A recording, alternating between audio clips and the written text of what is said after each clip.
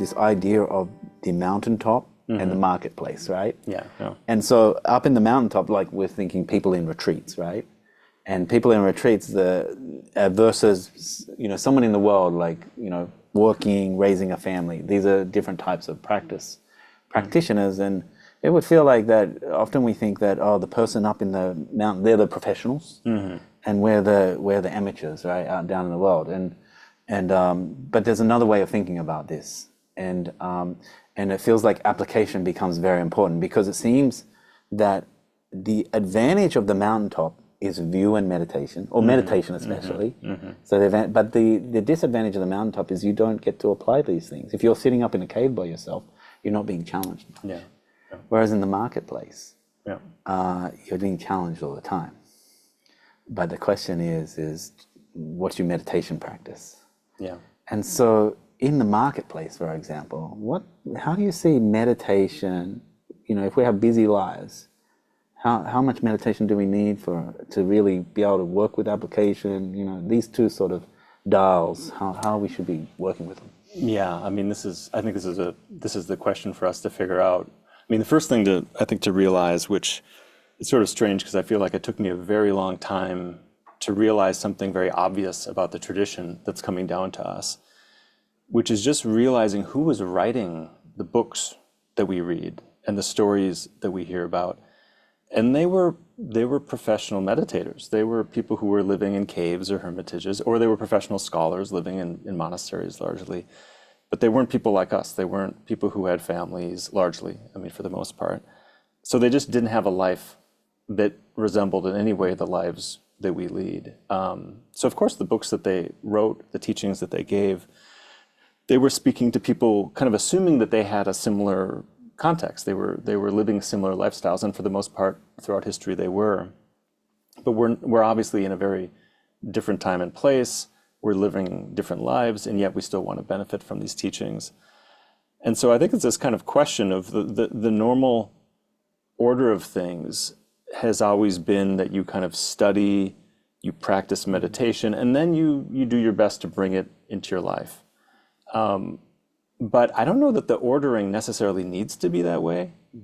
It certainly has been historically. I mean, if you're trained in a yogic tradition where you're doing hardcore retreat, that's kind of the thing. It's like what you go and you put your butt down on the cushion and you practice really hard, and then, at a certain point you can go back into the world.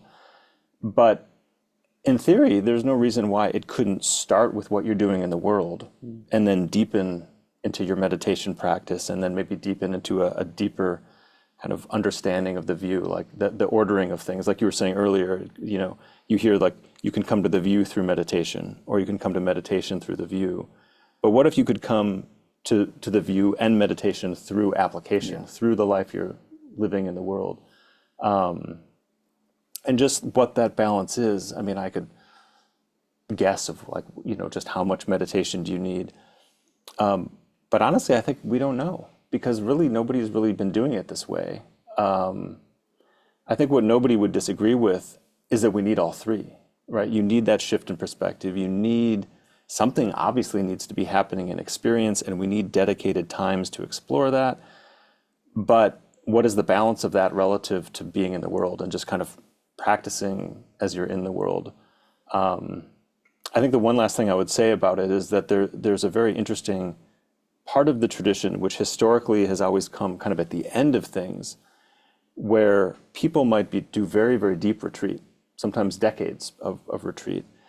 And then at the end, they're back in the marketplace. They intentionally leave because you've gone as far as you can go in that cloistered setting where you're just kind of on your own. And then you're intentionally, you're throwing yourself into real world situations to take it to the next level, to kind of make your practice indestructible.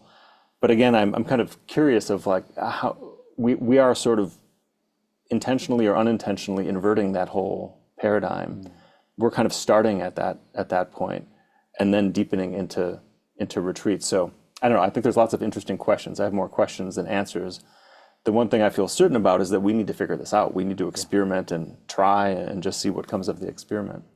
Yeah, this relationship between view and application. Yeah. And there's sort of like meditation is the mediator in a way. Yeah. And sort of like, it's not in some ways, I think the measure of your view is the measure of your application, in terms of if you cannot deal with this world in a way that's like comport yourself in a good way, it means that there's a failing in your view in a Yeah. way. Yeah. So if you've got strong in the view, then your application should be strong.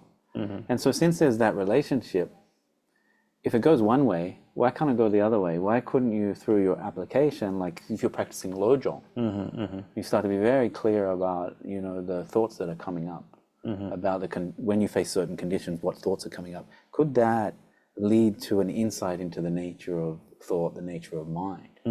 But then for that to happen, it seems like you do need some sort of meditation practice for that to be a possibility. Yeah. So- I think there's a practical piece, which is you need some momentum in your experience. Like if you don't, and that's what daily practice can give you in terms of applying in daily life. It gives you almost like a little nudge, so that when you're out in the world, you have some conditioning that's kind of rewiring the habit energy of your experience, so that you even remember. I mean, remembering is probably the biggest challenge in being in the world. It's, you can understand everything from a viewpoint of view, you can have a strong meditation practice, but if you don't remember at all even to apply, then all of that is just gone. And that's the challenging thing, just the habit energy of life.